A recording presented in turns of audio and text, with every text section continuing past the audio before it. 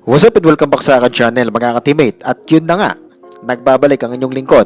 At medyo na-busy lang nitong mga nakarangang magkasunod na linggo. So pag-usapan natin, tank mode na naman ng Spurs.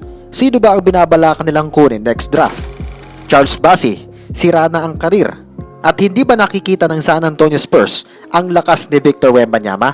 Bago natin sama-sama pag-usapan yan, ay makikisuyo ko sa iyo na mag-subscribe ka muna sa akin channel kasabay ng pag-hit ng notification bell para on rhythm ka sa mga bagong videos natin. Here we go. 18 straight losses and counting. Yan ang kasalukuyang binabasag ng Spurs ngayong season with Victor Wembanyama. History pa rin naman ang ginagawa ng Spurs sa season na ito. Kaso nga lang, same story ang karamihan sa mga games nila at nauuwi lang sa pagkatalo. Alam ko marami sa inyo ang sawang-sawa na sa setup ng Spurs na katulad nito. Kaya hindi maiwasang isipin ng mga tao na naka-tank mode na naman ang San Antonio sa taong ito. Since ito ang first season as NBA player ni Victor Wembanyama, ay maraming adjustments ang pinagdadaanan ng rookie mula sa transition from Mets to NBA. Walang duda na mahusay si Wemby at swerte ang Spurs sa kanya at ayaw ng Spurs management na madaliin ng lahat. Kumbaga sa motorsiklo ay pinaiinit muna ang makina bago paandarin. Ibig sabihin ng debut season na ito ni Wembanyama ay talagang pang-kondisyon lang at hindi binabalakan ni Coach Pop na makipagpanggaan in today's basketball sa liga. Actually, sumubok naman talaga si Coach Pop at tinansya niya kung hanggang saan ang mga bata nito mula sa season opener. Kung kaya't bumagsak ang lahat sa option B, kung saan hahayaan lang ang mga player na lumaro at walang pakialam kung manalo o matalo, basta't lumapat ang bawat isa sa mga role at mag-build ng chemistry. Kaya tingin ko mga ka-teammate, hindi nila sinadyang mag-tanking sa season na ito. Sadyang kulang pa talaga sa pyesa at sa bala ang young Spurs, kaya hindi pa totally makaarangkada sa liga. Ang tanong dito ay kung sino ang tatargetin ng Spurs next draft. Kukuha na ba sila ng skilled point guard o kukuha pa sila ng another big man na pangpares sa French rookie? May dalawang matunog na pangalan para sa next NBA draft at yan sina Isaiah Collier at Alexander Sarr. Si Isaiah Collier ay isang pass first point guard na kung saan maaasahan ng Spurs bilang elite pick and roll operator na siyang quality na maaaring ibagay at mag-click kay Wembanyama. Kung ito ang kursunada ng Spurs, anong ginagawa ni Tre Jones?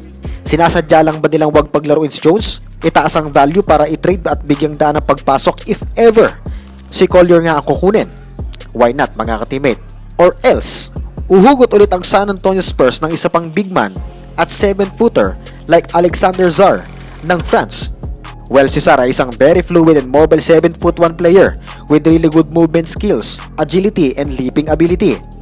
Kinumpara pa nga ito kay Evan Mobley na ang strength ay ilalim at perfect sa mga lob passes. Sentro ang laruan nito mga ka-teammate at kung imamatch o pagsasabayin sina Sarr at Wemby sa loob, ay asahan natin ang dunk contest at mga entertaining plays galing sa dalawang ito. Lalong hindi basta-basta makaka-create ng basket ang kalaban kung halimbawang kumuha pa ang Spurs ng isang lockdown defender.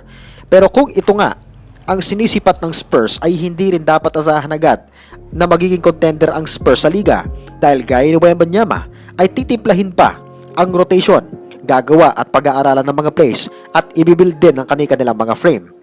Sana ngayon pa lang ay mahasa na ng gusto ang team sa pamamagitan ng pagkuha sa strength ni Wembanyama.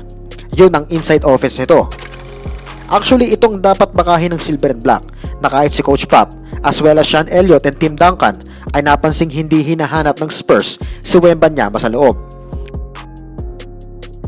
Well, kahit sinong player sana ang itandem kay Wembanyama, basta't nakita nilang open at may advantage si Wemby sa loob, ay dapat nilang itong puntahan. Pero halos activated na talaga ang defensive strength ni Wembanyama. Imagine, 3 to 4 blocks per game at always double figure pagdating sa rebounding. Talaga namang nakikita na natin na maghahalimaw ito sa future.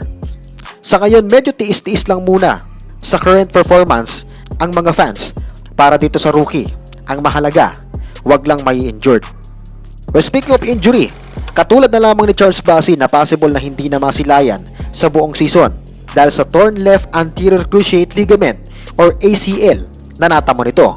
Nangyari ito noong naglaro si Bassey sa G-League affiliate na Austin Spurs nito lamang Sunday.